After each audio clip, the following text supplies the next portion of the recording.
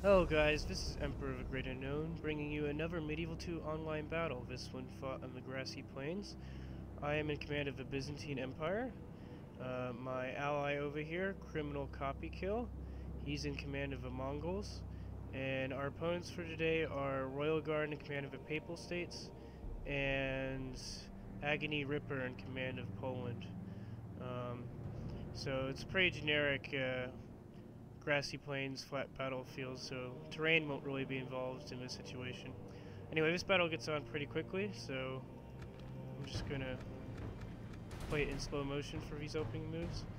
Now, I brought a pretty standard balanced Byzantine army, using the Latinkon, which is generally the best cav that the Byzantine have. They move quite quickly too.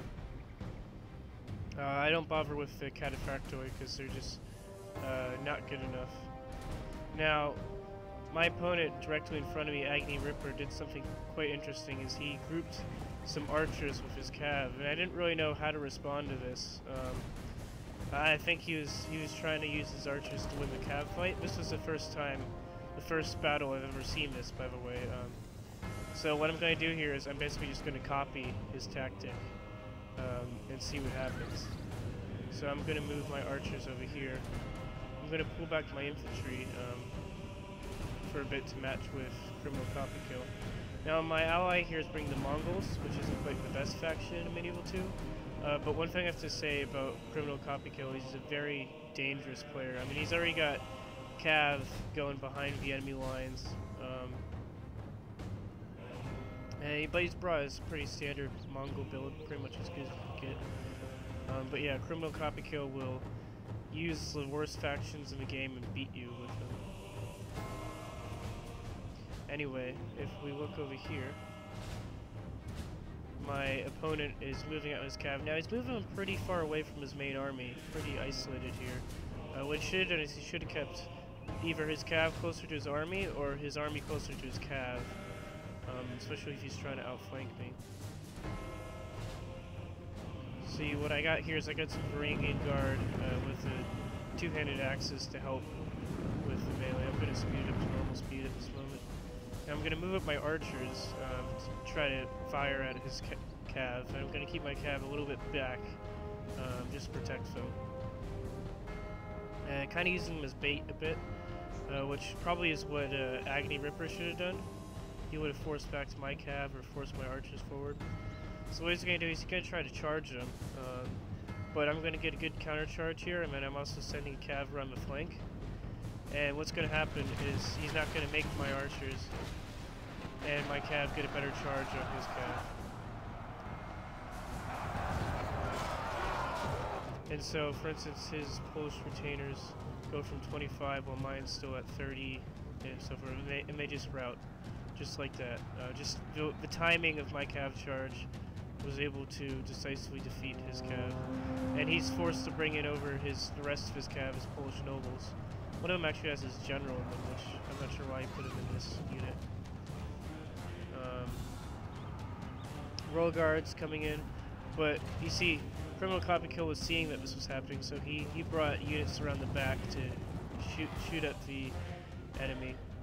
And I was able to just run down these archers and take them out of the equation. So we get a nice early lead of 10 or 11% over the enemy.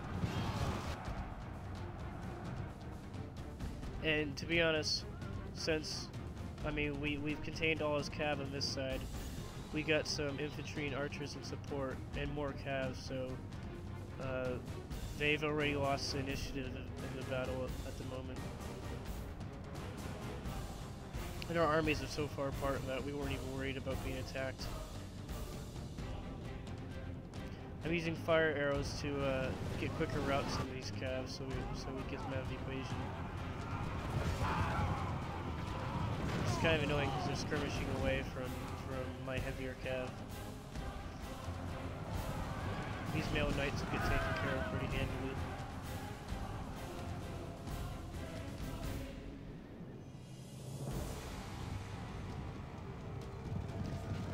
So this opening sort of move, I think the main problem is just Agony isolated his cav over here on the flank,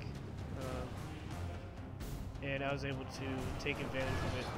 See, we're going to get a good rear charge of these Polish nobles. I think his general's in one of these. Yeah, his general's in right here, running away. My general's right here, actually. The enemy general flees like the coward he is. Press onward and break the spirit of his army. I think we capture him, maybe. Or, no, maybe he gets away. Yeah, looks like he's gonna get away. It's been about a month since I played this battle, so... Anyway, we're gonna get a good charge in of these Lithuanian cav. We're gonna rout them.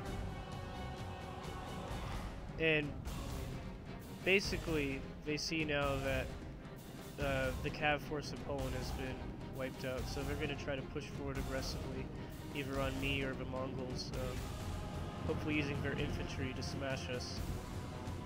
But Criminal-Copykill's got it pretty well under contained. He's got some cav screening our armies. Now, these male knights are going to get a good charge in them, these Mongol lancers. But I'm going to send up my Varangian guard to help him. I just saw this just in time to send my cav out. And actually, the light lancers don't take any losses, which was very surprising. And we killed about 10 male knights. So he's going to go for a charge of infantry. Although he gets intercepted by some Woodsmen. Since there's nothing Poland can do to stop this, I'm going to pour my infantry in to block him from taking out the cav. And I'm going to send my infantry around the flank. Also finally going to get my cav back in the action from the far flanking fight.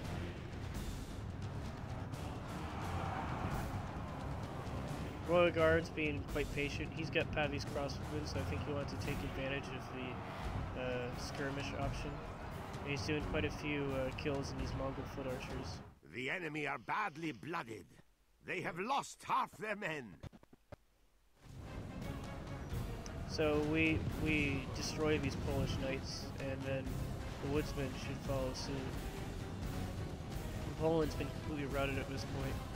RoyalGuard's trying to reform the lines and stop this flank from being overrun, pulling up some cav, but once Criminal-Copykill moves forward, it's going to be no contest.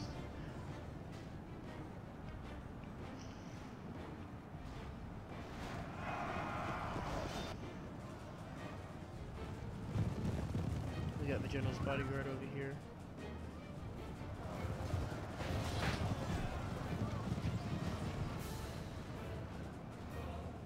Now, we're overrunning the center here. My infantry are just about as good as his men-at-arms. Probably a bit better, but only morale-wise. I'm pouring in fire arrows on these Woodsmen to get them out of the equation quickly. That way we could pour forward, and then Naffatun it will break these Italian infantry. Let's get some close-ups in the fight. This poor guy's all alone, and he gets killed. Our foolish general has thrown and my his general life dies away, here. I think I was trying to go after RoyalGuard's general, but he got chopped down by some Woodsmen.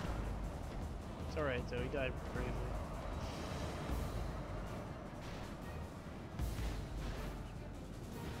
But at this point, we've pretty much routed the enemy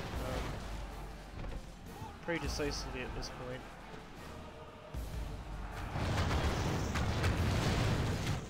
The four Naffatuns here are just too much for the enemy to handle. The battle is in our favor. If we remain true and wholehearted, victory will be ours.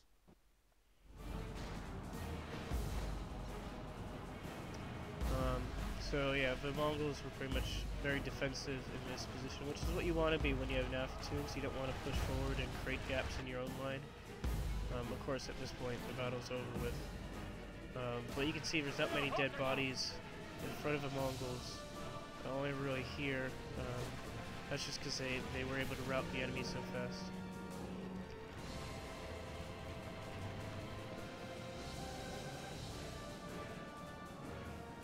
So now we're just chasing off the stragglers, which we got a couple returning Polish and Italian soldiers. I think I was reforming over here to face them. fast The forward. battle is in our favor. If we remain true and wholehearted, victory will be ours. Praise to our Lord. RoyalGuard's Our general men have gets slain the actually enemy slain general. by Now his men will lose heart. Criminal-Copykill's general, the Mongol one.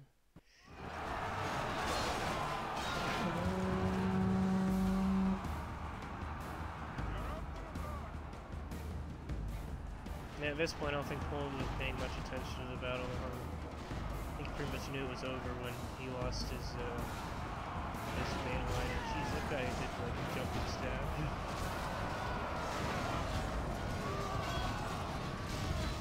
Like some kung fu move. Yep, and someone admitted defeat, and hopefully the battle results will happen soon. So it was a good game to my opponents. I think the main problem was he just got his cav. Poland got his cav isolated. Although he did make me wonder about the whole archers and cav experiment. I think the battle I played after this was the battle I uploaded earlier, playing as Denmark, where I experimented with the archers and cav and was moderately successful. This is a clear victory. So it was a nice battle where I men picked of up a new great tactic. virtue and valor. But again, I just think he was too isolated with his cav. And my side of the fight became the decisive arm, which is why I had most of the kills and captures of the fight. If you look at the stats, I got around 695 kills with 365 captures, so that's about 1,000 and some in total. About 1,100. And then Criminal-Copykill got 453 of 267, which is around 800-ish. And, or 800-ish, yeah. And Poland didn't do so well, mainly just because he's in a bad position. A lot of people blame Poland as a faction, but honestly, Poland has the cav, so if you can work around that, you could do pretty well with Poland, but unfortunately, I was able to isolate his cav. And RoyalGuard getting 434 kills, which was quite a bit considering the situation. I mean, by the time he got in the battle, he was already a 2 versus 1 scenario. Look at my stats. One of my Byzantine Lancers, again, getting tons of kills. I usually only have like 1 or 2 cav units that get like absolutely tons of kills. Probably because this one didn't engage in the cav fight and just ran down archers and stuff. But most of my cav actually did very well, all things considered. My archers didn't do so well. They were more of a distraction to provoke a charge, and my infantry all did very well. Although this Varangian guard, I think, got charged. Anyway, that was the battle. I hope you guys have a good day, and hope you guys enjoyed.